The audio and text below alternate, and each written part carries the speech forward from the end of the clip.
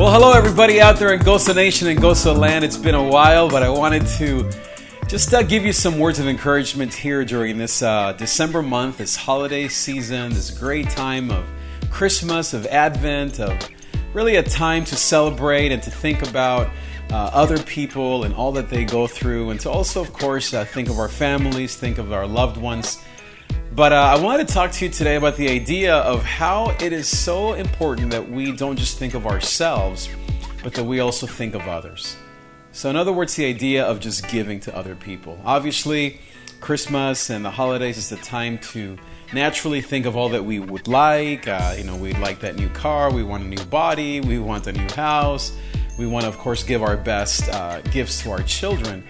But how easy, I find that it's so easy to be so self-centered and to be too maybe self-focused during this time in the middle of a season where so many people are in need. So here's the idea. We're good at accepting the grace of God, but bad at showing it to others. Isn't that the truth? We're so good at receiving the good news of God, the grace of God, all the great things that He's done for us. But it seems like sometimes we're so bad at giving it or showing it to other people. And I especially want to focus on the book of Jonah. You might remember Jonah. He was the prophet who ran away from God and was swallowed by a big fish, or what we all think of a whale. And in the book of Jonah, it talks about how even though, again, that Jonah was called to go and do something great for God, basically to go and preach to a city called Nineveh, he instead traveled 3 months away from that city.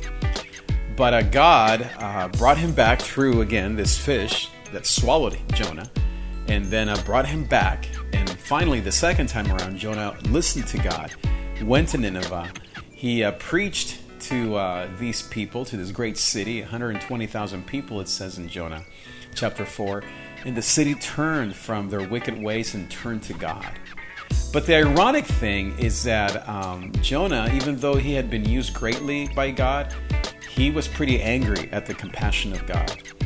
And so in order to help Jonah understand the importance of being compassionate, and especially after you've been yourself rescued from death, and you've been, he could have died in that ocean, but instead God rescued him with this big fish.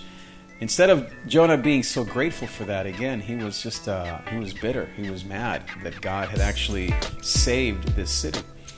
So in order to teach Jonah kind of a lesson on this idea of being compassionate, especially when you've received so much compassion, God does something kind of unique. And so here in Jonah chapter 4, it says that when Jonah was sitting outside of the city, he was burning up. It was just a hot day. It must have been like over 100 degrees. My guess is maybe Jonah didn't have a lot of hair on his head, so basically he was just burning up. And so what God did to show Jonah, teach him a lesson, he allowed this plant to grow over Jonah's head and to provide shade for him. So Jonah was like, oh man, this is awesome. So thankful. This vine, this plant just came out of nowhere. And it says that the scorching wind and the scorching sun no longer bothered Jonah because this plant was just a wonderful, this leafy plant that was over his head. And Jonah was just happy as can be.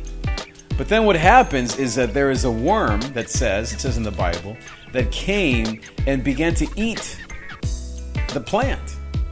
And so imagine this worm, I don't know what kind of worm it was, but it says that it ate the plant to the point that Jonah no longer had the shade, and now he was back again being just beaten down by the sun. And so Jonah began to complain, and he got really even more upset. And he began to curse the plant and curse God and be mad at the city again and blame God for this horrible sun. And he just got really angry. It says even to the point of death. Can you imagine that? He got so mad at this plant that he wanted to literally die. And here's what God says to Jonah. In Jonah 4, verse 10, it says, "But the Lord said to Jonah, you have been concerned about this plant, though you did not tend to it or make it grow. It sprang up overnight and died overnight. And should I not have concern for the great city of Nineveh, in which there are more than 120,000 people who cannot tell their right hand from their left, and also many animals?" So God just calls out Jonah and said, how can you complain over this plant that you did nothing to deserve, that gave you such comfort? How can you complain and be so bitter at something that benefited you and you did nothing to deserve? And yet God's saying, you're so mad at me for showing compassion to people, to a city, to people that I care for, to people that I created, to people that I love. And that's the lesson, right? Many times we are so quick to be so thankful for when God blesses us, but we struggle when it's time to actually bless other people. We're so quick to say, oh, thank you for the new job. Man, look at me. Look at the new car that I'm driving. Look at my kids are doing great in school.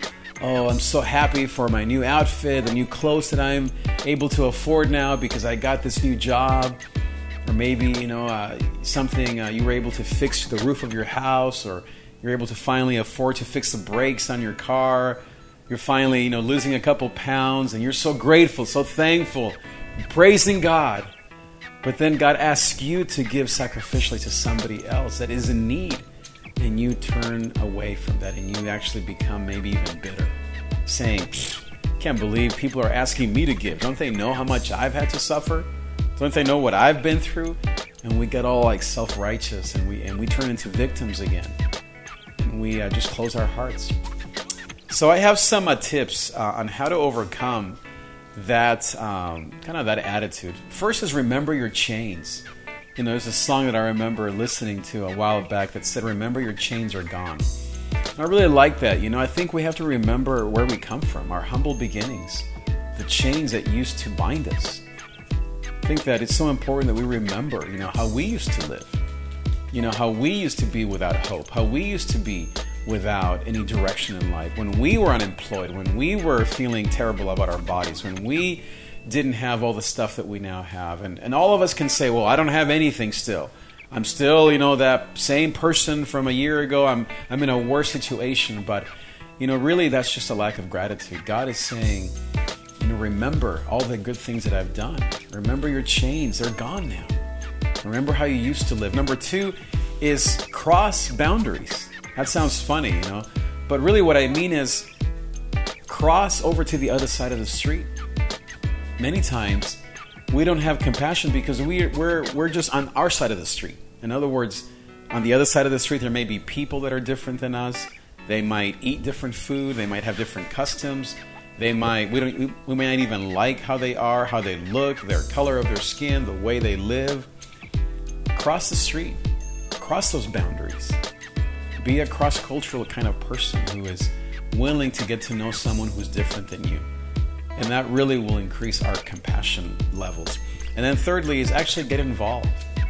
We live in a society that is so good at clicking likes and commenting and being on online, but really is really poor and really bad at actually getting involved.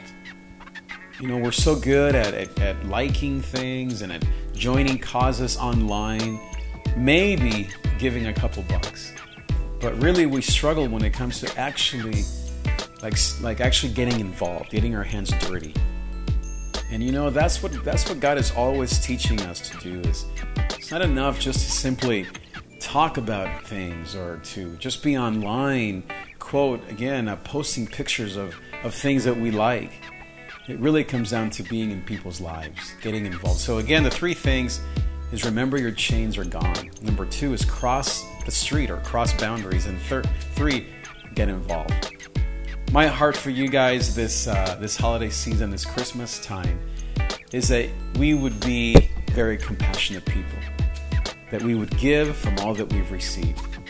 That'll help us complain less. It'll help us really get outside of our own minds and our own ideas of what we don't have, what we lack. And most of all, we will create a more GOZO-filled season where everyone can benefit, where others can receive the love that we've received. And most of all, that people can feel that there truly is love, and that truly there is a God who loves us, who's compassionate, and who is caring. Thanks so much for watching, GOZO Nation. Thanks so much for listening. If you like these videos, please remember to give us a thumbs up, subscribe to this channel, comment below. Let us know how I can be of help. If you're needing an anxiety coach or you need a spiritual advisor, please text me, call me, email me, and I would love to be of help to you. Thanks so much for watching. Have a great rest of this day, and I will see you next time.